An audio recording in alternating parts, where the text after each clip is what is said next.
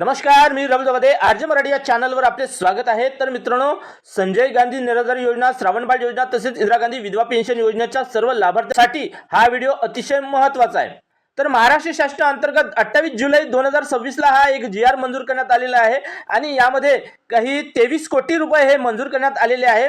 तर हे 23 कोटी रुपये हे लाभार्थ्यांना वितरित करण्यात येणार आहे काय, आणि हा जो निधी मंजूर करण्यात आलेला आहे हा निधी कशासाठी मंजूर करण्यात आलेला आहे, तर बघा यामध्ये महाराष्ट्र शासनाअंतर्गत एक जीआर निर्गमित करण्यात आलेला आहे।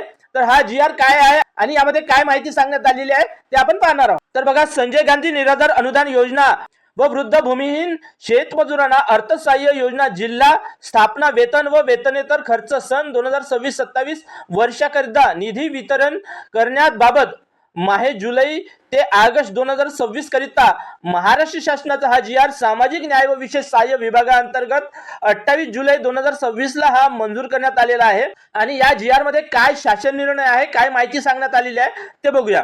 तर बघा, शासन निर्णय आहे सन 2026-27 या आर्थिक वर्षाकरिता संजय गांधी निराधार अनुदान योजना जिल्हा स्थापनेसाठी रुपये 59,18,19,000 वृद्ध भूमिहीन शेतमजुरांना अर्थसहाय्य या योजनेवरील स्थापनेसाठी रुपये 63,79,75,000 इतकी अर्थसंकल्पीय तरतूद मंजूर करण्यात आलेली आहे। त्या अनुषंगाने संजय गांधी निराधार अनुदान योजना जिल्हा स्थापनेसाठी 46,75,48,700 व वृद्ध भूमिहीन शेतमजुरांना अर्थसहाय्य या योजनेवरील स्थापनेसाठी 19,15,42,500 इतका निधी संदर्भ क्रमांक 03 अन्वये सर्व विभागीय आयुक्त यांना वितरित करण्यात आलेला आहे। तर आता वित्त विभागाने वितरित केलेल्या उर्वरित तरतुदीतून 01 वेतन या उद्दिष्टाखाली संजय गांधी निराधार अनुदान योजना जिल्हा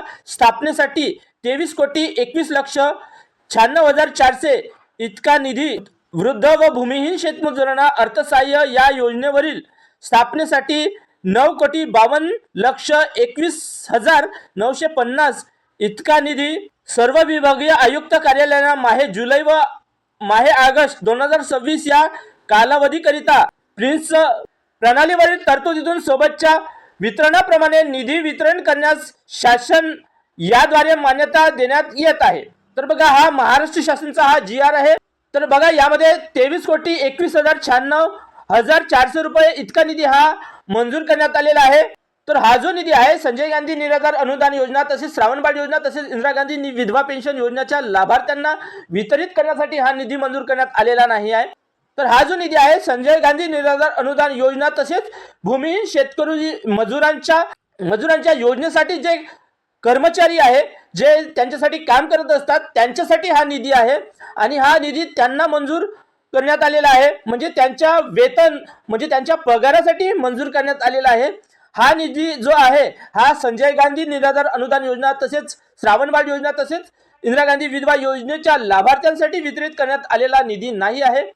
पण आता लवकरच काही दिवसातच हा संजय गांधी निराधार अनुदान योजना तसेच श्रावणबाळ योजना तसेच इंदिरा गांधी विधवा पेन्शन योजनेच्या लाभार्थ्यांसाठी वितरण करण्यासाठी दुसरा जीआर येईल आणि त्यामध्ये ह्या लाभार्थ्यांना वितरणासाठी जो निधी आहे तो मंजूर करण्यात येईल। हा जो निधी मंजूर केलेला आहे हा निधी लाभार्थ्यांना वितरित करण्यासाठी मंजूर करण्यात आलेला निधी नाही आहे।